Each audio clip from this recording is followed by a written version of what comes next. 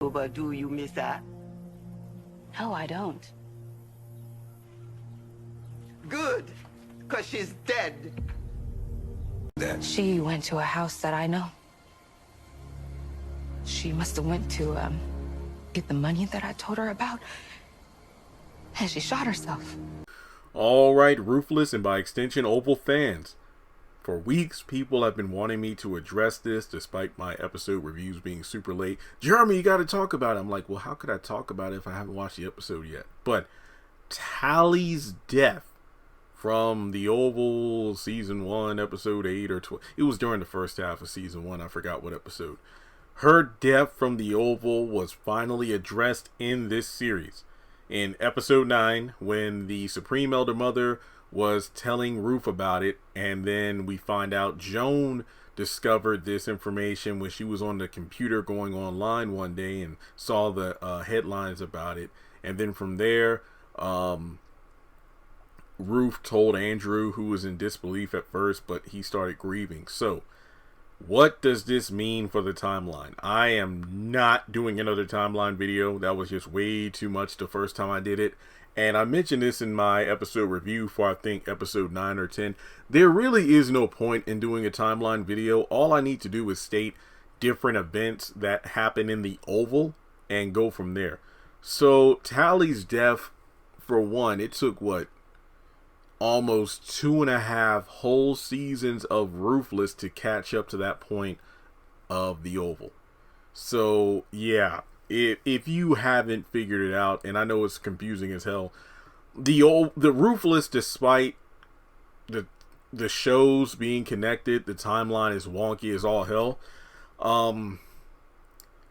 I have no conceivable idea how Ruthless will catch up to the events of the Oval, mainly due to the fact that season 4 of Ruthless was recently wrapped on filming. I don't know if it's the final season, but let's just say that it is. Unless there's a time jump or something, there is no way in hell the show can catch up. In the Oval season 2, when Barry went online and posted a video with a photo of Ruth outing the Rakadusha as abducting his child and whatnot, and then Daikon called him, met in the park, gave over the money that in the shoebox that Ruth had. Well, part of the money, because part of it was left in his room, and then that girl in season 3 came and stole it. But essentially, you had Barry, who was abducted. You had Manny, Daikon, Ruth, and if I remember correctly, these were the only characters from Ruthless that we actually saw on screen. Daikon did mention like the elders. I think even Ruth did that too, like mention the elders, and then also the highest was name dropped, meaning that by the time that Ruthless, if it does, catches up to the events of the Oval, we know that the highest, some of the elders, and Manny, Ruth, and Daikon are all alive.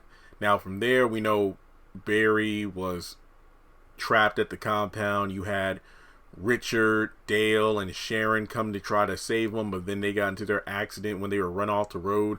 Barry was dropped off back at the house, ended up in the hospital being drugged. Ruth shows up to say never come back, and then a couple of times on Ruthless, you had moments where Sam's like, I got a contact at the FBI, and he's looking into it, and he said he has some guys on the inside, or has a guy on the inside, meaning Mac. Mac was never name dropped, but Mac was, pretty much obviously that guy who recently we had discovered is allegedly part of the Rakadusha or is with them. So it's just one of those things where it's like, so how is this going to turn out?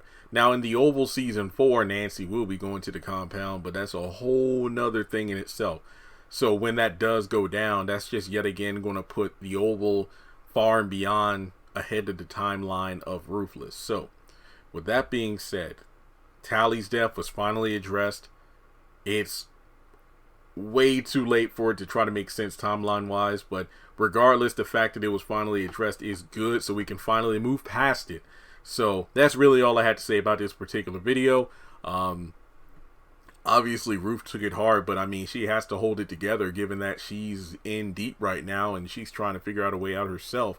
Andrew was upset, and he's on the run trying to get away because Daikon and everybody's trying to find him. So it's only a matter of time before the other shoe drops. But let me know your thoughts in the comment section below. I'm just happy it's finally been addressed, and that's really all I can say about it. So hit the thumbs up button to show you like the video. Follow me on social media. Links are in the description below. Hit subscribe and hit the bell icon and select all. That way you don't miss out whenever I post content on the channel.